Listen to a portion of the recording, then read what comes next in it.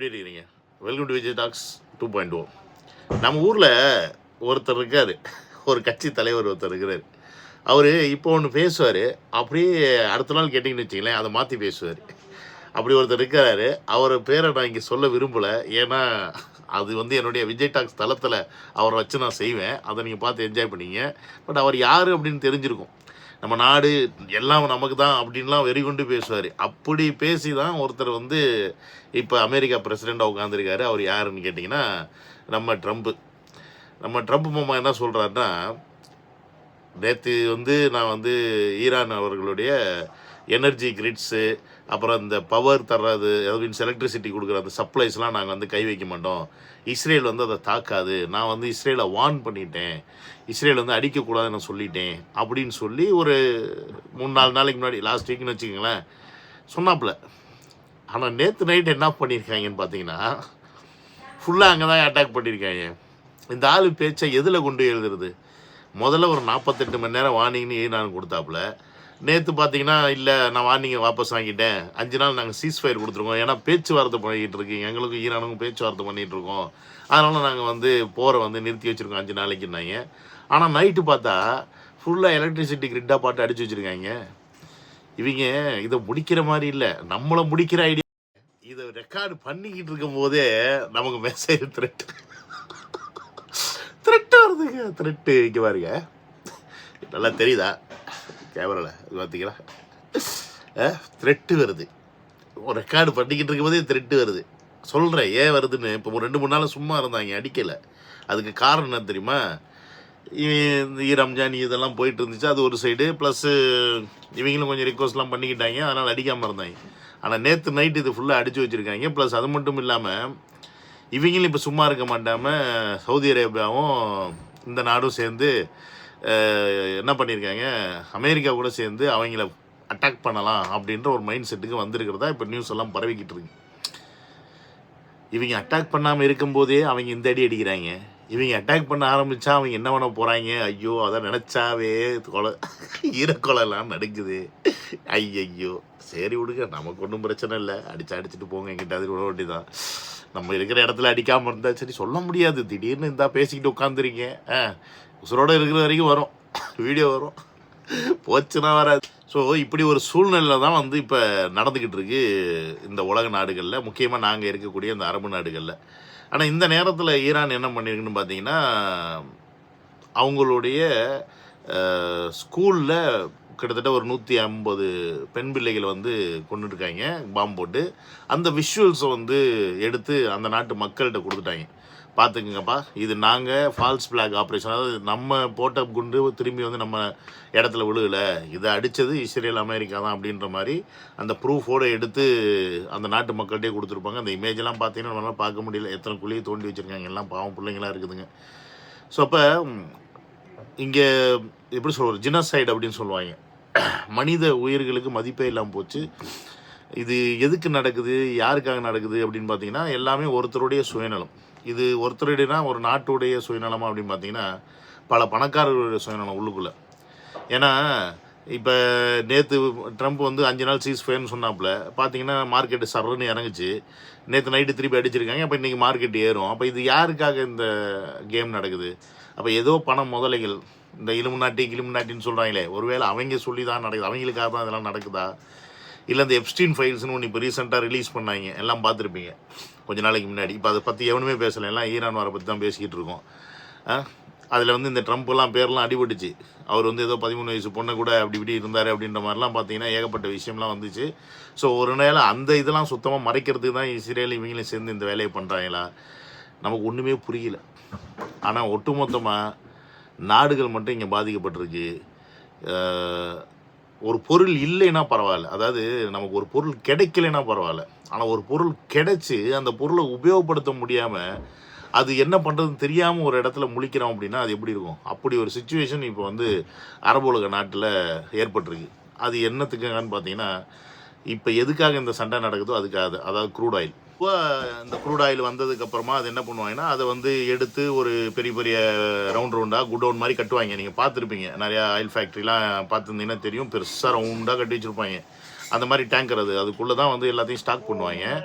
இந்த ஸ்டாக் வந்து ஒரு மாதம் வரைக்கும் அவங்க மெயின்டைன் பண்ணலாம், இல்லை 1.5 மாதம் வரைக்கும் மெயின்டைன் பண்ணலாம் எனக்கு தெரிஞ்சு. அதுக்கு மேலே வந்து அவங்க வந்து அந்த ஸ்டாக்கை மெயின்டைன் பண்ண முடியாது. அதை வந்து அவங்க அனுப்பி தான் ஆகணும். ஸோ அப்போ இங்கே ஆயில் வந்துக்கிட்டே இருக்காக்க இந்த ஸ்டாக் வரும் போகும், இந்த ஃப்ளோவில் போய்கிட்டே இருக்கும். ஏன்னா எப்பயுமே ஒரு ஸ்டாக் வச்சு தானே எல்லா மெட்டீரியலுமே பண்ணுவோம். திடீர்னு நமக்கு ப்ரொடக்ஷன் பண்ண முடியலன்னா மெட்டீரியல் கொடுக்க முடியாதுல்ல. ஸோ அப்போ அந்த மாதிரி ஸ்டாக் வச்சு அனுப்பக்கூடிய ஒரு ப்ராசஸ் தான் இந்த க்ரூட் ஆயில். இது எல்லா இடங்கள்லையும் அப்படி தான் இருக்குது. இப்போ என்ன ஆகுதுன்னு கேட்டிங்கன்னா, இந்த ஸ்டாக்கை வந்து இவங்களால சப்ளை பண்ண முடியல. அப்போ இங்கே அப்படியே ஃபுல்லாக லாக் ஆகுது. இப்போ இந்த ஸ்டாக் வந்து அதுக்கு மேலே இருந்தாலும் அது வீணாக போயிடும், அது ஒன்றும் பண்ணவும் முடியாது.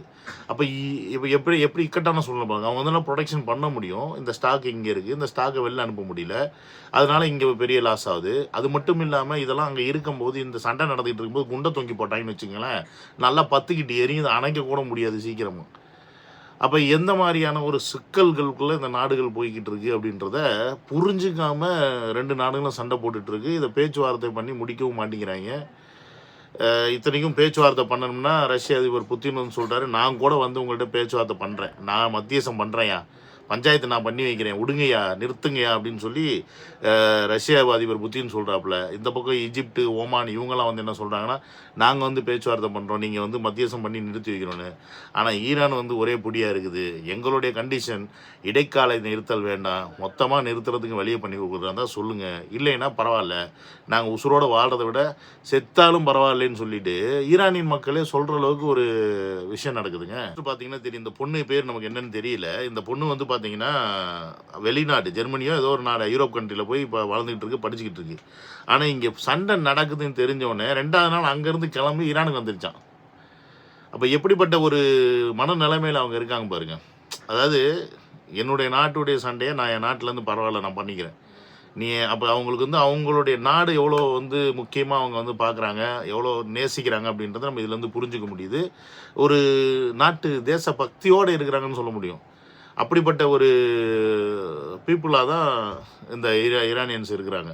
எனக்கு இதெல்லாம் பார்க்கும்போது தான் ஏன் ஈரான் வந்து இவ்வளோ ஸ்ட்ராங்காக இருக்கிறாங்க, ஈரான் வந்து இந்த அரபு உலக நாடுகள்லேருந்து ஏன் தனியாக தெரியுது, அவங்களுக்கு இவங்களுக்கு ஏன் ஒத்து வர மாட்டேங்குது, இந்த மாதிரி பல கேள்விகள் எனக்குள்ளே வருது. இதெல்லாம் பேஸ் பண்ணி தான் நம்ம ஒரு விஷயத்தை இனி அடுத்தடுத்து வீடியோ போடணும்னு எனக்கு ஆசை இருக்குது. இந்த ஸ்ட்ரைட் ஆஃப் ஹார்மோஸை பற்றியே போடணும்னு நினச்சிட்டு இருந்தேன். பட் இந்த ஈரான் வாரெலாம் வந்து கண்டினியூஸாக கொஞ்சம் பயங்கரமாக வல்னரபுளாக போயிட்டுருக்கனால என்னால் அதில் டக்குன்னு கான்சன்ட்ரேஷன் பண்ணி அதை கொண்டு வந்து உங்கள்கிட்ட சேர்க்க முடியல.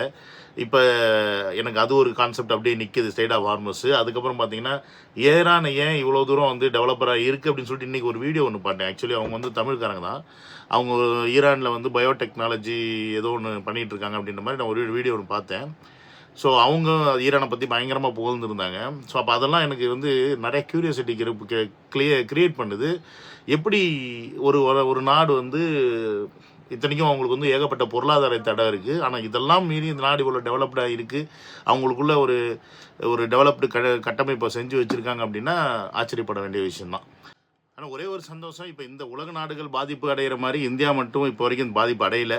இந்தியாவுக்கு தேவையான ஆல்மோஸ்ட் க்ரூட் ஆயிலேருந்து எல்லாமே இருக்குது. ப்ளஸ் அது மட்டும் இல்லாமல் எத்தனாலில் இருந்தும் நமக்கு தேவையான எரிபொருளை உண்டாக்கிக்கலாம் அப்படின்ற மாதிரி ஒரு ப்ராசஸும் போய்கிட்டு இருக்கிறதா நம்ம வந்து நியூஸ் எல்லாம் படிக்கிறோம். அப்படின்னும் போது இந்தியாவுக்கு இந்த ஆயில் பிரச்சனை அவ்வளோ சீக்கிரம் வந்துடாது அப்படின்றத நம்ம வந்து நம்புவோம். ஏன்னா ஈரானும் தரத்துக்கு ரெடியாக இருக்கிறாங்க, ரஷ்யாவும் தரத்துக்கு ரெடியாக இருக்கிறாங்க. அப்படின்னும் போது இந்த சப்ளைஸில் நமக்கு பெரிய எஃபெக்ட் வராது அப்படின்னு நம்ம முழுசாக நம்புவோம். பட் இதை வச்சு நம்ம அரசியல்வாதிங்க லாபம் சம்பாதிப்பாங்க, அது வேறு விஷயம், கொள்ளையடிப்பாங்க. ஸ்டாக்கு கம்மியாக தான் கிடைக்குது அதனால் விலைவாசி ஏற்றி அதெல்லாம் நம்ம உசுரை போட்டு உறிஞ்சி எடுப்பாங்க, அதில் மாட்டுக்கிறது கிடையாது. ஆனால் இதெல்லாம் ஒரு சைடு இருக்கும்போது பாகிஸ்தானுக்காரன் ஒன்று சொல்லியிருக்காம பாருங்க. அதாவது அவனும் இந்த டெக்னாலஜி எடுக்கிறான், இந்த யுத்தியை கையில் எடுக்கிறான். ஒருவேளை ஈரானுக்கு அப்புறமா நியூக்ளியர் வெப்பன் என்கிட்ட தான் இருக்குது, அரபு நாடுகள்னு சொன்னால் பாகிஸ்தானும் அந்த இதில் சேர்ந்து வரும். ஆப்கானிஸ்தான், பாகிஸ்தான் இதெல்லாமே வந்து ஒரு முஸ்லீம்ஸ் கண்ட்ரியில் வரும்போது இப்போ ஈரானை வந்து நியூக்ளியருக்காக தான் நான் அடிக்கிறாங்க, அமெரிக்கா அடிக்குதுன்னு சொல்லி ட்ரம்ப் சொல்கிறாப்புல. ஈரானை முடிச்சுட்டு ஒரு வேளை பாகிஸ்தானுக்கிட்ட வந்தாப்புலன்னா நான் என்ன பண்ணுவேன்னா குண்டை தூக்கி இந்தியாவில் போடுவேன் அப்படின்னா. அண்ணா கொய்யால டேய், அவன் உன்னடிச்சா நீ ஏன்னா குண்டை தூக்கி இந்தியாவில் போடுற, அதுவும் பாம்பே, டெல்லி மாதிரி நகரங்களில் நான் போடுவேன்னு அந்த நாட்டுடைய பேர் நம்மள மறந்துட்டேன். அந்த ஆள் சொல்லியிருக்காப்புல. பார்த்தீங்களா அவங்க நக்கலை பார்த்தீங்களா? டேய் சரி, அதாவது டக்குன்னு பழமொழி வந்து தொலையாது, அப்படி தான் போய்கிட்டு இருக்கு. என்னையோ இப்போ என்ன நடக்க போகுதுன்னு தெரியல அடுத்து. ஏன்னா சவுதியும் அமீரகம் மீன்ஸ் யுனைடெட் அரப் எமிரேட்ஸும் கோதால குதிச்சிட்டாங்க அப்படின்னா எந்த மாதிரியான எஃபெக்ட் இந்த நாடுகளுக்கு கிடைக்கும் அப்படின்றது தெரியல. இப்போயே அந்தளவுக்கு நாட்டுக்கு வந்து பொருளாதார இழப்பெலாம் இருக்குது.